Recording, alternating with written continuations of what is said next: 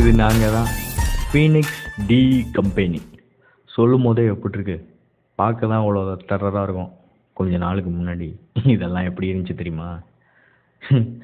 எதுக்கு பிறந்தவனே தெரியாமல் பைத்தியகாரத்தனமாக ஏதாவது ஒன்று பண்ணிக்கிட்டு, என்ன வாழ்க்கடா இது அப்படின்னு ஏதாவது யோசிச்சுக்கிட்டு, டீ குடிக்க கூட காசு இல்லாமல் 1/3 குடிச்சிக்கிட்டு, பார்த்தீங்களா ஓடி வர்றது நான் தான். என்ன பண்ணுறதுனே தெரியாமல் லூஸ் மாதிரி ஓட விட்டானுங்க. எதுக்கு பேசுகிறோம், எதுக்கு சிரிக்கிறோம், என்ன வாழ்க்கை இது அப்படின்னு புரியாத ஒரு வாழ்க்கையில் வாழ்ந்துக்கிட்டு, இந்த சமுதாயம் சொல்லிக் கொடுத்த ஏதோ ஒரு பாதையில் நாங்களும் போய்கிட்டு, திடீர்னு ஒரு ஞான உதயம் பிறந்துச்சு. அதுதான் வேலை. தேடினோம் தேடினோம் தேடினோம், அலைஞ்சோம்.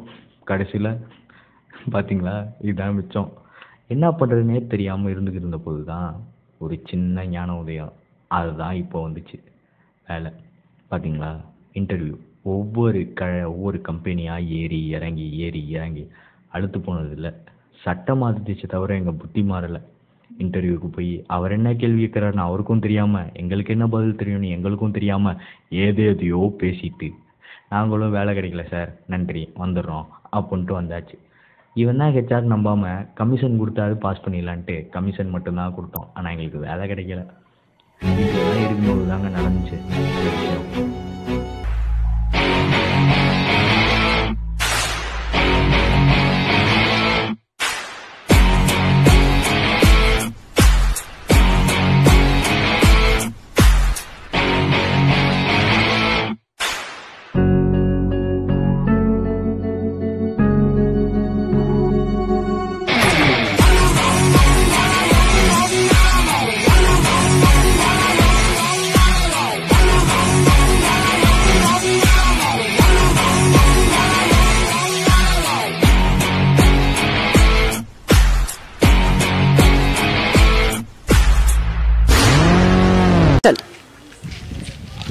ஏமாப்பிள்ள ஓர போக்க பார்த்தா நம்மளுக்குலாம் வேலையா கிடைக்காது.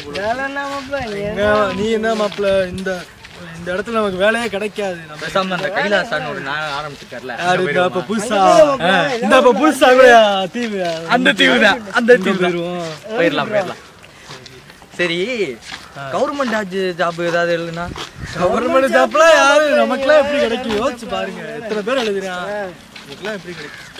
சரி, நம்ம பேசாம விஏஓ அந்த மாதிரி எழுதினாலும் காசு கேட்குறாங்க மாப்பிள்ள. நீ என்ன ஐயோ மாப்பிள்ள, இப்பெல்லாம் லட்சம் தான் பேசுது, நம்மளாலலாம் எதுவும் பேச முடியாது. அப்ப காசு கொடுத்தா வேலை, காசு இல்லாதவன் காசு இல்லாத நம்ம மாதிரி ரோட்ல தெரிய வேண்டியது. இப்போதைக்கு அப்படி ஒரு வழியா டிஎன்பிசியும் எழுதலான்னு முடிவு பண்ணி போய் உக்காந்தோம் பாருங்க. பா, என்ன கேள்வி இது, ஏது கேள்வி இதுன்னே தெரியாமல் உட்காந்து எழுதிக்கிருக்கோம். என்னடா நடக்குது இது பார்த்தீங்களா? என் பேப்பர் கூட தெரியாமல் அவன் பேப்பரை கூட பார்த்து எழுதினது. ஆனால் அது வேற கொஸ்டின் பேப்பர்.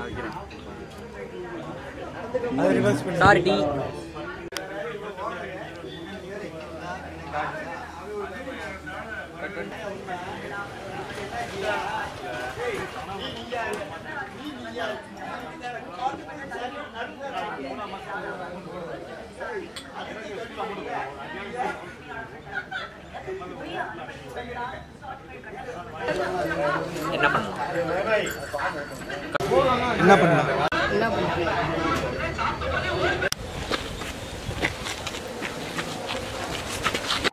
ஒரு 3 பேர் செம்மையாக அட்டாக் பண்ணானுங்க. காசு எடுத்துட்டு ஓட்டானுங்க. அந்த செகண்ட் தான் புரிஞ்சிச்சு வாழ்க்கைனா என்னன்னு.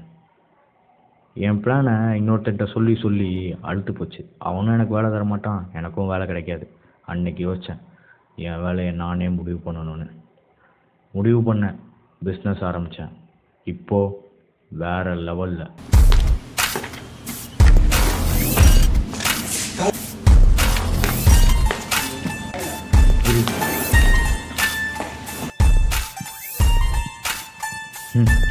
உன்னால் எதுவுமே பண்ண முடியாது, இந்த உலகத்தில் உன்னால் எதுவுமே சாதிக்க முடியாதுன்னு சொன்னானுங்க.